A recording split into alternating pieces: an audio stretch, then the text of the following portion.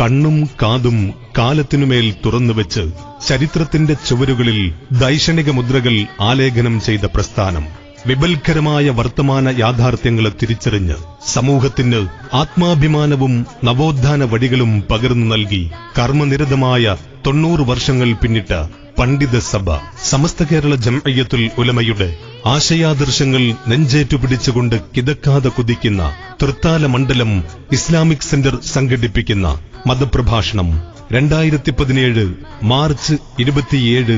28 തീയതികളിലായി കുമരനെല്ലൂരിൽ പ്രത്യേകം സജ്ജീകരിക്കുന്ന ഷെയ്ഖുന കോയക്കുട്ടി ഉസ്താദ് നഗറിൽ വെച്ച് നടക്കുകയാണ്. മാർച്ച് 27 തിങ്കളാഴ്ച വൈകിട്ട് 7:30 മുസ്ലിം വിദ്യാർത്ഥി പ്രസ്ഥാനത്തിന്റെ അമരക്കാരൻ പാണക്കാട്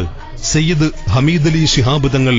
ഉദ്ഘാടന ഭാഷണം നിർവഹിക്കുന്ന വേദിയിൽ വരണ്ടുണങ്ങിയ ജനമനസ്സുകളിലേക്ക് കുളിർമഴ പോലെ പെയ്തിറങ്ങുന്ന വാഗ്ധോരണികൾ കൊണ്ട് പ്രഭാഷണപീഠം ധന്യമാക്കിയ പ്രോജ്വല പ്രഭാഷകൻ ഉസ്താദ് അബ്ദുൽ ജലീൽ റഹ്മാനി വാണിയന്നൂർ. അടിതെറ്റുന്ന മക്കളും പടിയിറങ്ങുന്ന മാതാപിതാക്കളും എന്ന വിഷയത്തിൽ നമ്മോട് സംവദിക്കുമ്പോൾ മാർച്ച് 28 ചൊവ്വാഴ്ച വൈകിട്ട് 7:30 ഷെയ്ഖുന